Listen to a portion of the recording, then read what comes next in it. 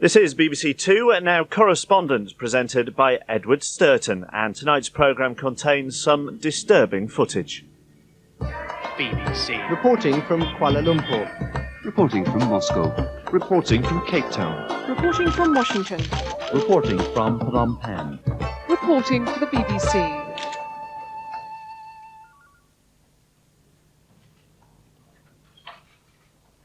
A convicted killer faces the parole board at an Oklahoma prison. Sean Sellers' execution is due in less than a week, and this hearing will decide whether it goes ahead.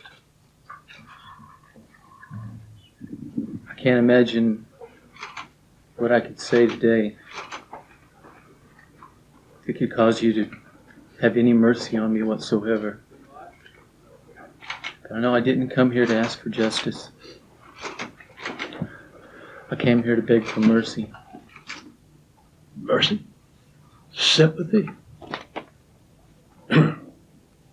Much more, we'll need airsick bags in here. We are shocked to find ourselves here in your presence, pleading to you to allow the death sentence of Sean Sellers to go forward and allow him to be executed.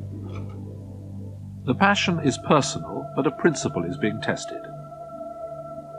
Sean Sellers was 16 when he murdered. Nowhere else in the Western world could a child who kills face the death penalty. If a 16-year-old with malice, with intent, with premeditation, kills another human being, that 16-year-old can, under our system, I think appropriately forfeit his life. I hate what I was. I will never be that person again, ever.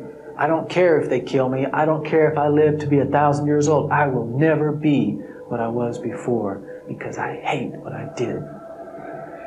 I am so sorry for what I did.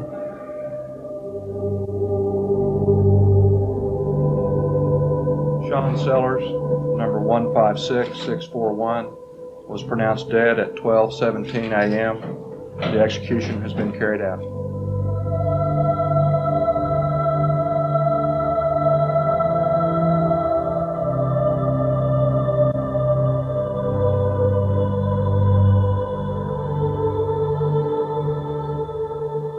On a spring morning in 1986, Detective Ron Mitchell was called to the home of Lee and Vonda Belafato in this Oklahoma suburb. The couple had been found shot dead. This is the area that we responded to on that particular day, 7139, and that's it. It was kind of strange.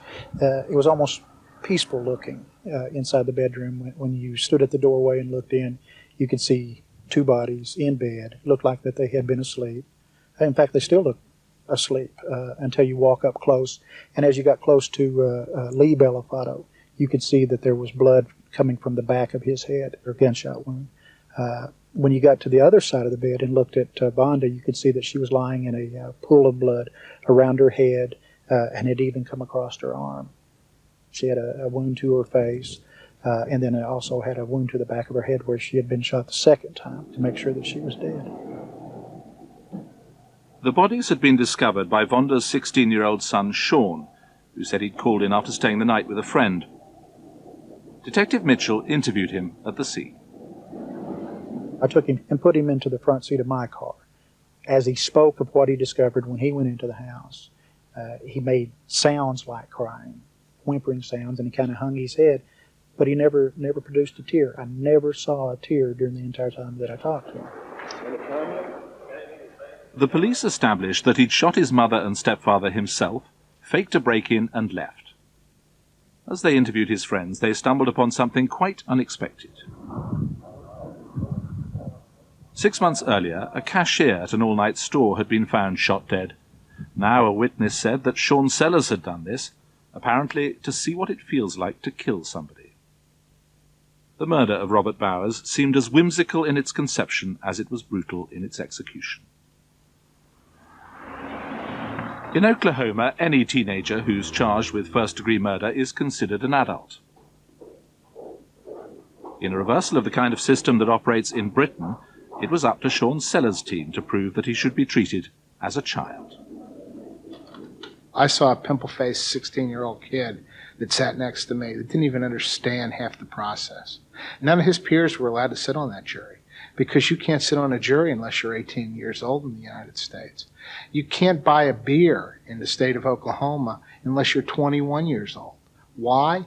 Because the kids overindulge in the beer, is what we've found out. Because that's the whole thing, they're kids. Everything that he did was well thought out, well planned, far beyond his chronological years. When he decided to kill his parents, there was evidence indicating he'd been planning to do this over a period of time. And he planned it very carefully. And what 16-year-old boy thinks to go and take off his clothing so that he won't get blood splatters? But he did.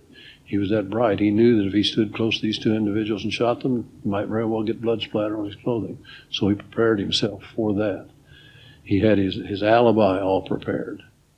The defense claimed diminished responsibility because of a teenage obsession with Satanism, but that failed too. Here it's the jury, not the judge, who determine the sentence. 53 people prosecuted by this district attorney have gone to death row, an all-American record, and he made a powerful case for executing Sean Sellers. Just the cold-blooded nature of killing Robert Bowers first. I mean, this is a man who's out working in a grocery store trying to make a living. There's no anger between them. There's no reason for him to shoot him. He wouldn't find out how it felt to kill someone. That, to me, takes a very cold-blooded person who will kill a total stranger just to find out how it feels. The second thing, it takes a special kind of person to kill the woman who carried him in her womb and gave birth to him. I wanted the jury to understand that they were dealing with a mixed up 16-year-old kid. And despite whatever people may view the death penalty and that it may be justified for a hardened killer, Sean was a mixed up kid and not a hardened killer. When you were talking about the case in the jury room, did people raise the question of his age? Yeah, we thought about it. We talked about it a lot. I was very young. But it was such a horrible crime, and we felt like he knew what he was doing.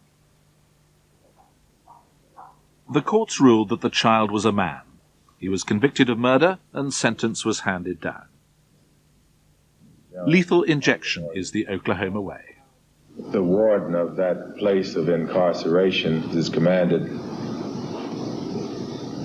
to put you to death. After the trial, Sean Sellers began to talk openly about what he'd done. His account of the way he murdered his parents was chillingly frank.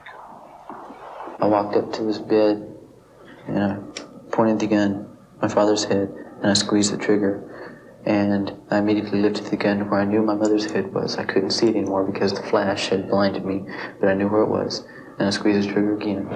And the blood was pouring out of a hole in my mother's face. And it was pooling with the water in the waterbed that had been pierced by the bullet.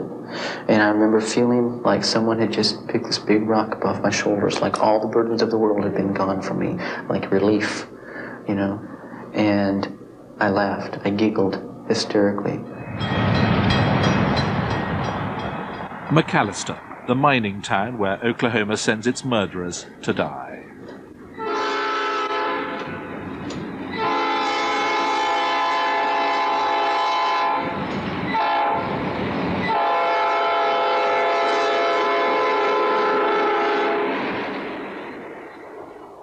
Less than 100 men have been executed in the state this century, but today nearly 150 are waiting on death row. H Unit was designed by the prison staff for maximum security. The earth has been banked up around the walls, so once you step inside, everything is underground. When he arrived on death row, he was put in a small cell, 11 feet deep, 7 feet wide, I think, where he stayed 23 hours a day. 23 hours a day. He was allowed out of his cell 1 hour a day, 5 days a week, to go to an exercise yard, and then he's allowed 3 15-minute showers a week. Other than that, he stays inside that cell. The yard they go to is 20 feet by 20 feet enclosure with concrete walls and concrete floor, and 30 feet above them is the sky, but it's blocked from their view with a steel grate, a heavy, heavy steel grate. So heavy that unless it's raining very hard, no rain gets through that grate. Across America, more than 70 men are awaiting death for crimes committed as juveniles. Like Sean Sellers, this man, growing up on death row, killed at 16. America's highest court has ruled against the death penalty for crimes committed by anyone younger than that, but some prosecutors here believe the age limit should be lowered.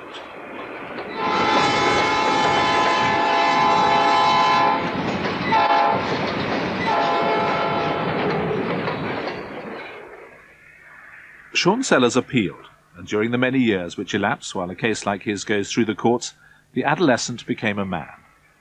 He made an early conversion to Christianity. By the time I was 15 and 16, I was an evil kid. Today I'm a man of God. I didn't become a Christian because I was trying to escape penalty for what I did. I became a Christian because I hated who I was. I came to the point where I saw who I was, and I said, I will not be that anymore. I will never be that again. And I reached out to God because I somehow, when I got in that cell, and I was quiet, and I couldn't pick up a cassette tape and put it in the stereo, and I couldn't pick up a cigarette, and I couldn't pick up a joint, I couldn't go be with my girlfriend, or I couldn't go be with my friends, or go somewhere. I was locked in that little cell where I had to deal with that emptiness inside of me, and I couldn't get away from it. God was able to finally reach me and speak to me. I couldn't run from him anymore. He began to paint, and the images reflect his religious preoccupations. The obsession with evil and devil worship, which he said had led him to murder, was another theme. And he won something of a cult following, with a one-man ministry conducted very publicly from his cell, warning teenagers about Satanism. You've seen me, you see these handcuffs, you see where I'm at. This is where Satanism put me. You've heard the stories of other kids, where Satanism put them. Man, that's not the way. Wise up. Listen to what I'm saying. I'm not some preacher on some pedestal. I'm talking from experience. I've been there. I've walked where you are. Listen to what I'm saying. Jesus Christ is the only way, and he's waiting for you with open arms if you would just let him into your life and give him a fair chance. I saw an interview with Sean by Dr. Fletcher Brothers. What drew my attention was his age and how young he was to find himself in that situation, but also how wise he was during that interview, and articulate and intelligent, that it was very moving. Very moving. 6 years after Sean Sellers arrived on death row, there was a new twist to the debate about whether he could be held accountable. Questions about his mental health were added to the questions about his age. A religious group paid for him to be tested for a condition known as multiple personality disorder, or MPD. And they hooked me up to this EEG machine with all these electrodes all over my head, laid me down, mapped my brain, sent it off to the neurologist, and it came back and they said, shows different brain waves for different altered personalities. They said, Sean, you can't fake this. You have MPD. Accept it. It's true. And I sat there just stunned. But then, reluctantly, I had to admit that it explained some things. The psychiatrists who examined him say their videotapes support the idea that he moves between different personalities. I think John will honestly be more comfortable on the floor. They argued he may have been controlled by an alter ego when he committed his crimes. It's said that male MPD sufferers usually have one highly aggressive personality. Sean Sellers described the imaginary creatures who threatened him.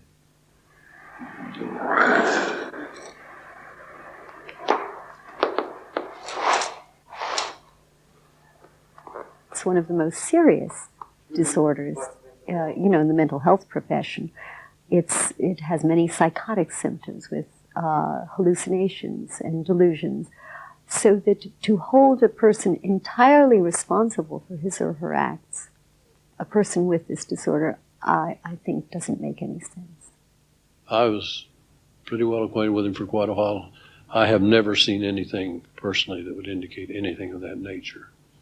Would it make a difference to your view if it turned out he did have it, multiple personality disorder? No, I regard it as an excuse. It would not change my mind.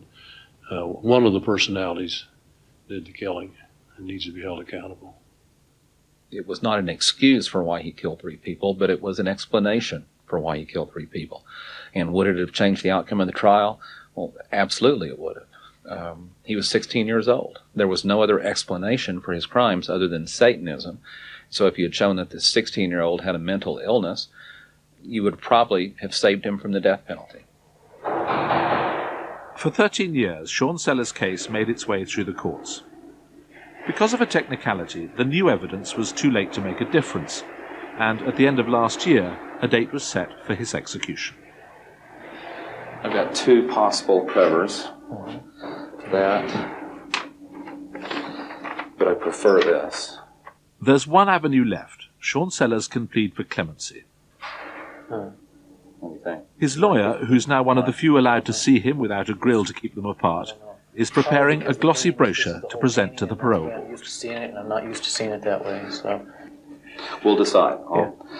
I may have to make the decision, depending on when we get around to it. If I don't agree with him, he makes the decision. That's right. Well, I'm your lawyer. That's what I'm paid to do.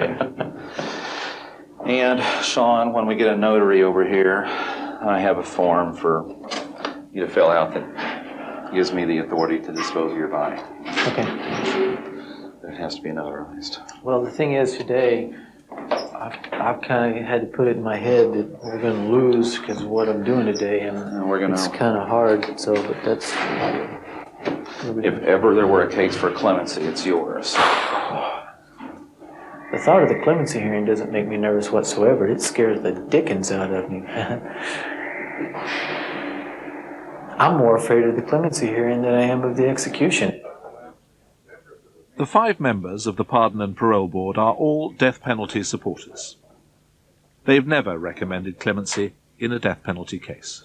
The idea of going in front of a group of people who have the power to recommend life or death to you and having a specific limited amount of time to try to express everything that you've done in 13 years and everything that you are, and then try to make them really understand that you are sorry for what you did, that you are trying to make up for it. I'm not sure that I can do that. And I know that I have to go in there and be absolutely naked in front of everybody. The defence team faces another obstacle. The families of Sean Sellers' victims have come to argue that he should be put to death. The idea that crime victims should play a part in the legal process is gaining currency in the United States. It's not unlike Islamic law, where a murder victim's family can even decide on the death sentence.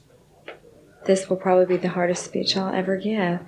I have to somehow impact these people and make them realize that Sean is not entitled to have his sentence commuted because of the pain and the grief that he has caused my family. And I hope that, my emotions will allow me to do that. I felt like I was a one-man fireman trying to fight a forest fire. These 5 board members who were scowling at me during my entire presentation, and directly behind me are the victims' families looking very unpleased. It was just an oppressive feeling. I was sweating like I was in a sauna. Just a feeling of helplessness. As you know, Sean was 16 years old when he committed these murders. It should not go unnoticed by you that only a handful of states appear willing to execute someone under the age of 18. Only 12 states have juveniles on death row, with Texas having more than a third of them. But even Texas sets the minimum age at 17, as does Florida. No state has executed a 16-year-old offender in 40 years, and worldwide, only the United States, Iran, Pakistan, Nigeria, and Saudi Arabia are willing to execute juvenile offenders. I suggest to you that we should also take note of the increasing and evolving standards of humanity and decency elsewhere in the world and in our own nation, and evaluate our conduct accordingly. When children are subjected to early, ongoing, unendurable, intolerable abuse, they can't tolerate it. And Sean Sellers was. The defense psychiatrist says Sean Sellers developed MPD as a result of childhood abuse.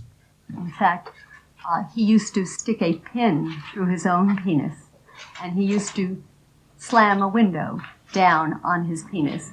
Only children who have been severely physically and sexually abused, particularly sexually, do these kinds of things. The testimony that Steve Preston hopes will prove his trump comes from one of those who voted for death. I am Diana Cron. I was a juror on his trial. When we made that decision, I saw grown men crying in that room. And then one gentleman stepped and he said, look, they haven't executed anybody in a long time, and they probably never will, and that's the only way I've been able to live with this. It is very obvious that he's found God, and God has changed his life. I understand now that he's working with ministries, trying to help other teenagers. There's a definition of clemency. Clemency properly examines what a person has become and what he has done since conviction and sentencing. And Sean Sellers, in my opinion, is a true definition of clemency. And he was executed. His voice will be silenced forever.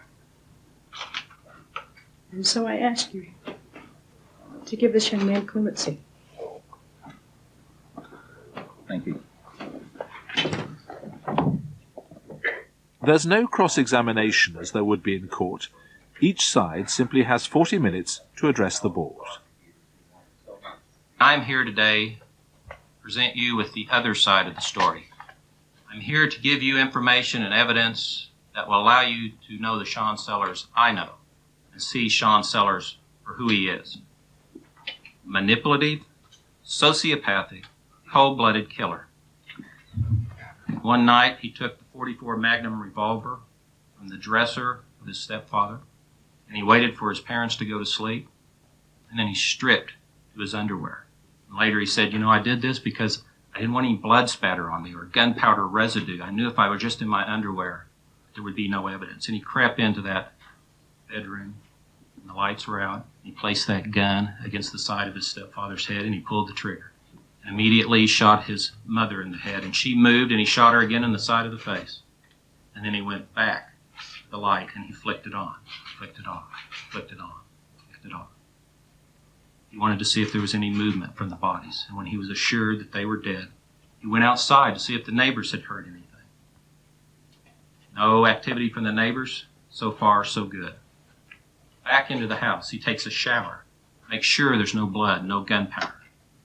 He then dries the shower, so there's no evidence that he took a shower. Changes back into his clothes. And he does one more thing before he leaves that house. He takes the broomstick which the family used to hold the sliding glass door to lock it. He removes that broomstick and he leaves the door slightly ajar so it appears as if an intruder has come in and killed his parents.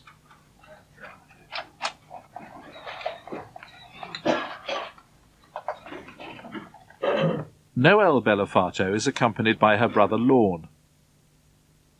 She's a schoolteacher, and they've decided she should speak for them both. I'm not here today to present the facts. I'm here today to speak for my father. For almost 13 years, my family has remained silent, allowing the suspicion to take its course. Now, after all of this time, we are shocked to find ourselves here in your presence, pleading to you to allow the death sentence of Sean Sellers to go forward and allow him to be executed.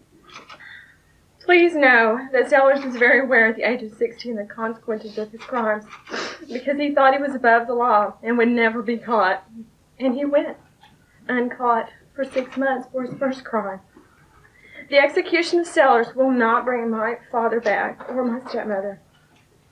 It can never fill the void in my life. But Sellers must be executed for the brutal crime he committed. This is a punishment. This is not vengeance. I implore you to carry out his death sentence without hesitation. And I believe that those jurors had a very difficult job. But they were naive to think that we wouldn't carry out the death penalty in this state. Thank you.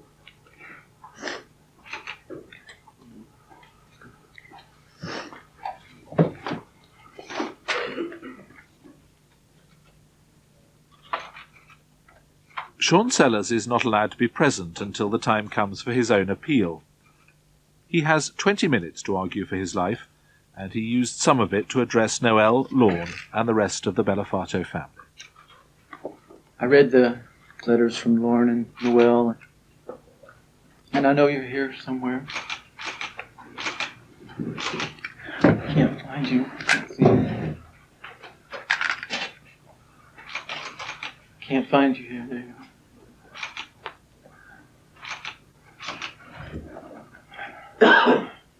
Lorne, I read what you said about your daughter. I am so sorry.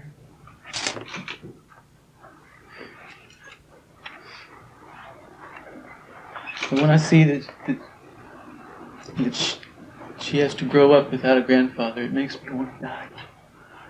It's so hard for me to be here to try to beg for my life and face that. Stop taking.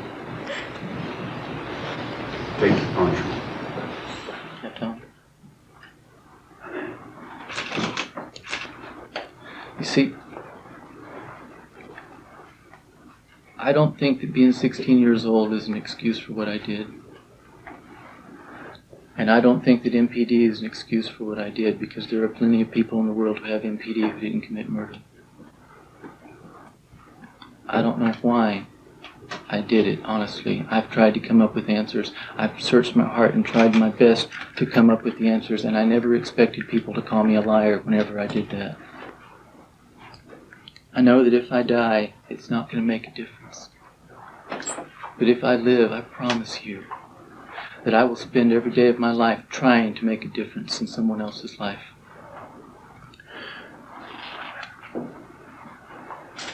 I don't think it will ever make up for what I did. I'm not so illusioned that I think that I can make up for 3 people's lives.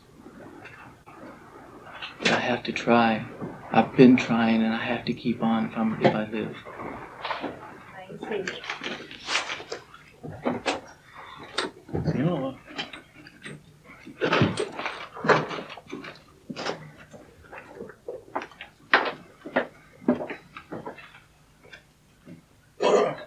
They're ready to vote the moment he leaves.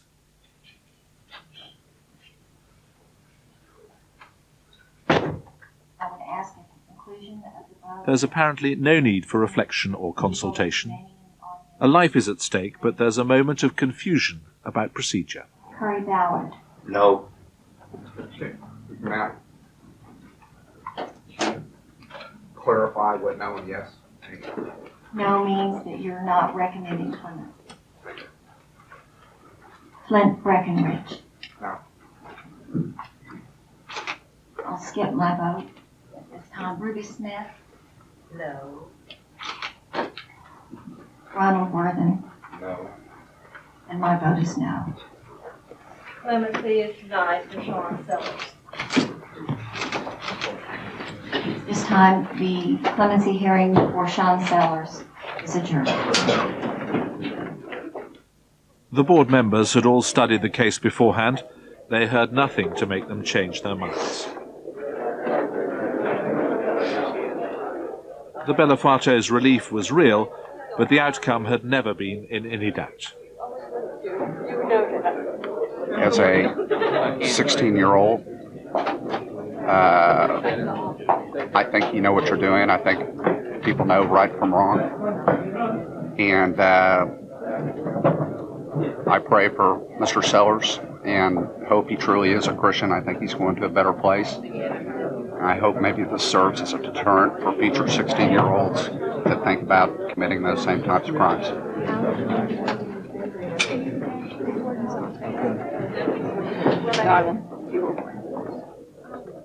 Sean Sellers' supporters were left asking whether this whole exercise had served any purpose at all. Sean said he was sitting out in the van for almost 2 hours before they brought him in. And the minute he stepped in the room, he said he felt death. He said he knew it was over. Once the decision is taken, the countdown to death begins.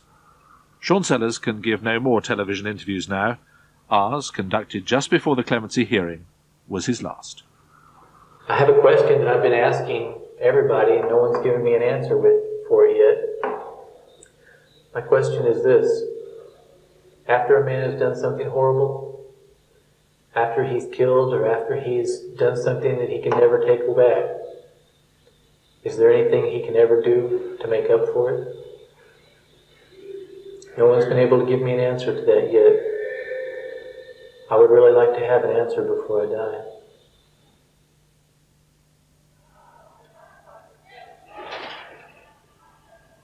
The security is tighter than ever during his final days. He's strip-searched every time he leaves his cell, x-rayed regularly to discover whether he's swallowed anything, and checked every quarter of an hour during the night in case he's found a way to attempt suicide.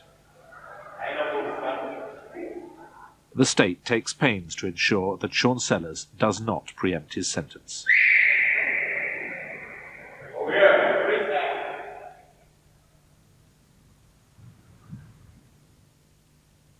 There's no mainstream political dissent about his execution, and the day before it's carried out, it's politics as usual at the state capitol. The annual anti-abortion rally here brings the issues of age and responsibility sharply into focus. This meeting was to mobilize support for a bill which would force 16-year-olds to inform their parents before an abortion. The governor, Frank Keating, is campaigning for the bill. The purpose of your coming here is to celebrate innocent human life and to protect and defend the right of innocent human life to live. Decisions were made in our Mr. Keating's belief that 16-year-olds are too young to make up their minds about an abortion doesn't influence his view of Sean Sellers' execution. If a 16-year-old with malice, with intent, with premeditation, kills another human being, that 16-year-old can, under our system, I think appropriately forfeit his life. You were, I think, the only country in the world who executed anybody in those circumstances last year. Does that make you think twice about what you just said? No. And Sean Sellers will be the first person for 40 years to be executed for a crime they committed at 16. Does that make you think twice? Not at all. Matter of fact, the people whose lives were snuffed out will have justice. And society at large will have justice because someone who did such an awful thing will not walk the face of the earth again. The Pope was visiting Missouri next door as Sean Sellers' final hopes were exhausted. He attacked the death penalty and persuaded Missouri's governor to spare a triple murderer. Oklahoma's Governor Keating is a Catholic. My view of the death penalty has been consistently the position of the Catholic Church forever. Now, the death penalty, according to modern Catholic theology, should be rare and only used in the most extreme cases. 0.001% of the killings in the United States resulting in the death penalty is very rare and very extreme. Pope says it should be abolished altogether. Well, and he's a wonderful human being, far greater than I ever would hope to be, but in this case, he's wrong. The journey the Bellafatos have waited 13 years to make. Sean Sellers has been saying goodbye to family and friends. He's even already had his last meal. He wanted sweet and sour chicken, fried rice, wontons, egg rolls. 7 of them will exercise their right to watch him die. Last-minute appeals do fail. Sean Sellers will be put to death by lethal injection just after midnight. Paul? Lord, a number of people will witness the execution. Do we know who's on that list? Sean Sellers has requested that his attorney, 3 friends, 2 spiritual advisors, and 1 family member be there on his behalf. In addition to that, there will be 4 victims' family members and media representatives. Lori 7. Selig McAllister, thanks, Lori. I am the kind of person that when someone passes away, that I must go and see that they're physically gone. Well, I know that I would not grieve or mourn for Sellers, so that perhaps I need to be present to see this, to satisfy my own desire to know that he's gone. At the prison, they're given a tour of the execution chamber, and the prison governor briefs them on the technical aspects of lethal injection. The local media are there in force, but executions are becoming something of a regular ritual. This is the second within a month in Oklahoma. Part of that ritual is the last-minute legal battle for a stay of execution. Well, Mike, for Sellers, those appeals are not going very good. He has been denied appeals twice today, once at the federal district court level, then again this afternoon at the 10th Circuit Court of Appeals. Sellers' only hope now is from the Supreme Court. No one expects a different verdict from the Supreme Court, and a group of Sean Sellers' friends have gathered in a local motel to say goodbye. Hey, how are ya?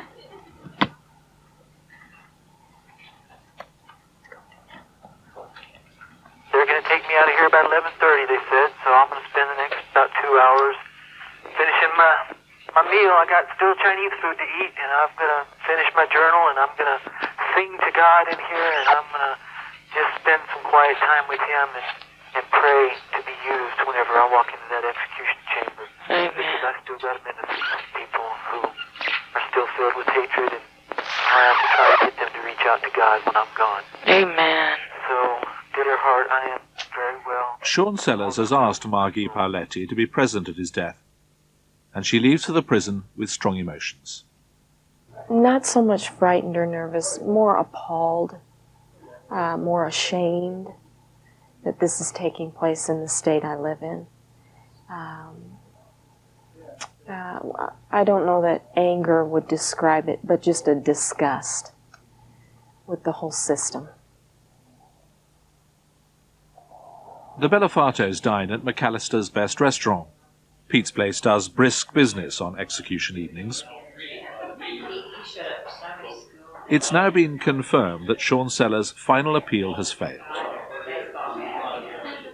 Lorne Belafato has no doubts about watching the execution, but some about the method. I think it's too humane. It's too easy. They offer you a sedative before they take you in and strap you down to the gurney. Sit back, relax, enjoy the ride, close your eyes. When you open them again, you're before whatever God you worship. There's no pain to it. There's no punishment to it. All you did was close your eyes and go to sleep. Just keep talking to me till this phone call's over. Sean Sellers' calls are controlled by an operator, and the last must end by 10. Like I said, you best turn you ever had. It's because of your heart. It's because you believe in me. You weren't just fighting the case. You weren't just fighting for my life. You were fighting for me. And that meant the world to me. And we lost. But you know what? I'm never going to be forgotten. And my life has been surrendered to God, and God's not done with me.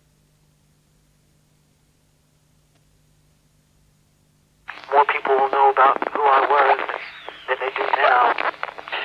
I love you. I love you.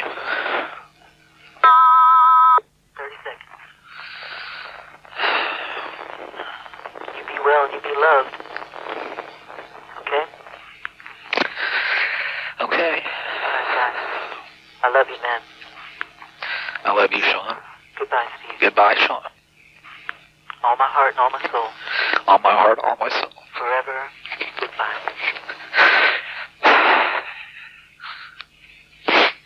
Bye.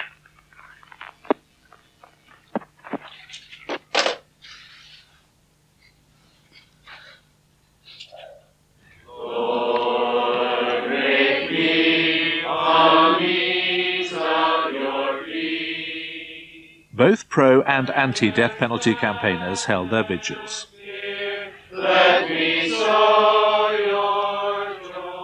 Execution for juvenile crimes is contrary to the Convention on the Rights of the Child, which has been ratified by every nation with the exceptions of the United States and Somalia. It is also banned by the International Covenant on Civil and Political Rights, which the United States has signed. Grant me to sing and to share.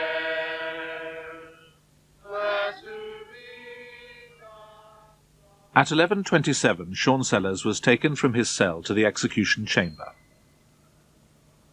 He was strapped to what's known as the gurney and waited here for a little over half an hour while the witnesses were brought up. The lethal mixture of drugs is fed through 2 holes.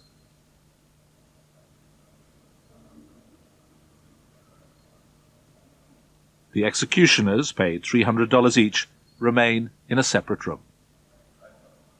The blinds opened, and he popped his head up, and he looked and he smiled, and the warden asked, "Do you have any last words?"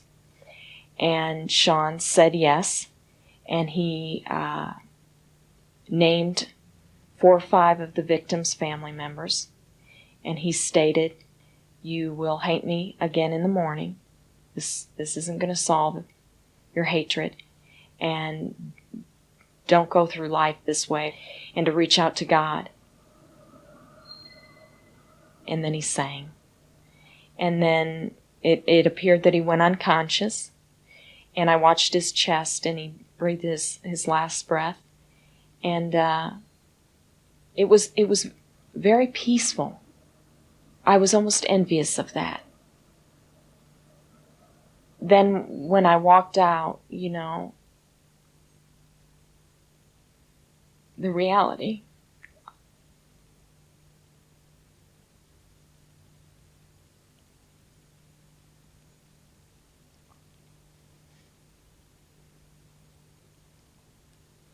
Of not seeing him again.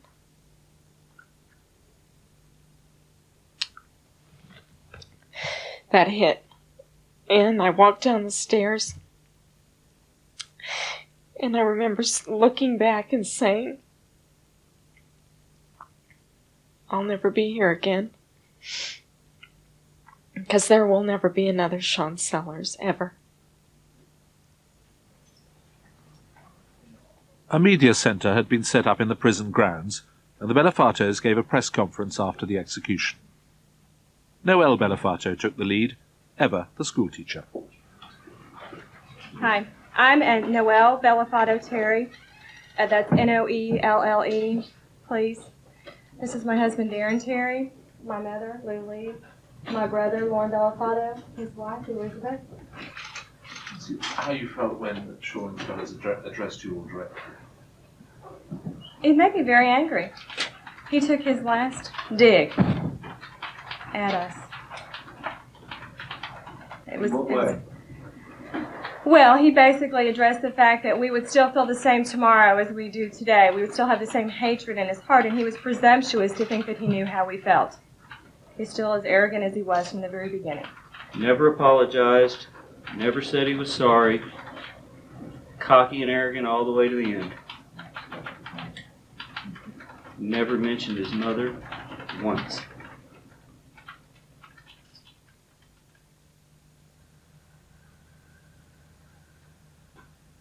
From the prison, Sean Sellers' body was taken to a hospital before it was released for cremation.